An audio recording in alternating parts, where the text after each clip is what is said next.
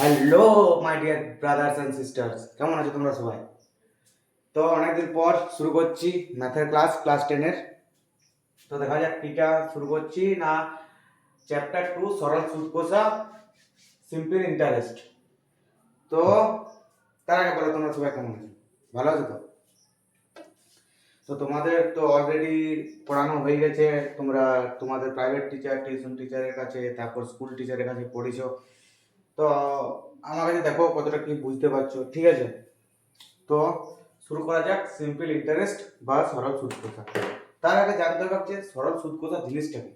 ধরো তোমার দাদা একটা ব্যাংকে 500 টাকা জমা রেখেছে, 500 টাকা জমা রেখেছে, ঠিক আছে? তাহলে এক বছর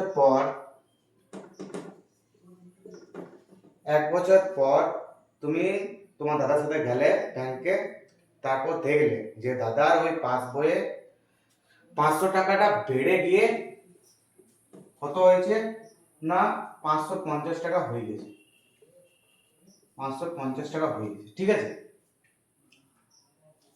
তাহলে তোমাদের মনে প্রশ্ন আসবে কি যে এরকমটা কেন হচ্ছে, 500 টাকাটা বেড়ে গিয়ে 550 টাকা হয়ে যাচ্ছে, কেন হচ্ছে না?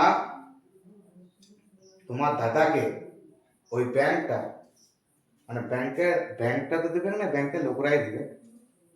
ওই যাই হোক, ব্যাংক বা ব্যাংকের লোক 1 বছর ব্যবহার করার জন্য তোমাকে 1 বছর ব্যবহার করার জন্য, মনে রাখবে, 1 বছর, 1 বছরের জন্য কত টাকা বাড়তি দিচ্ছে, বাড়তি কত টাকা দিচ্ছে না 550 মাইনাস 500 টাকা বাড়তি দিচ্ছে, মানে কত হচ্ছে 50 টাকা বাড়তি দিচ্ছে।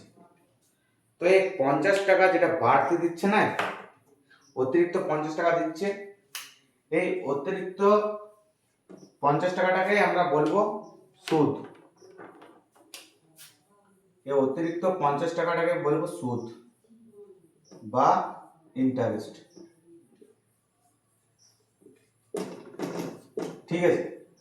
অডিও ভিডিও সব ক্লিয়ার তো?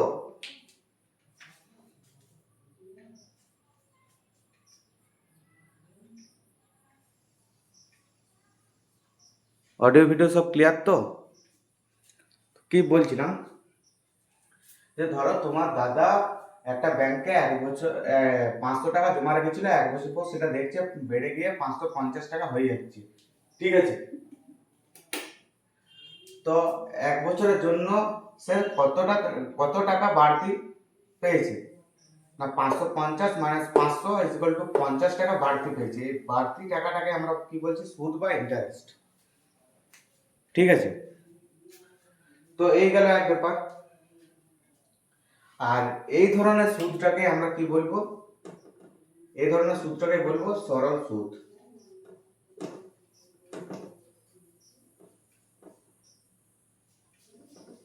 বা সিম্পল ইন্টারেস্ট, সিম্পল ইন্টারেস্ট, ঠিক আছে? এবারে এবার কি হচ্ছে না দেখো,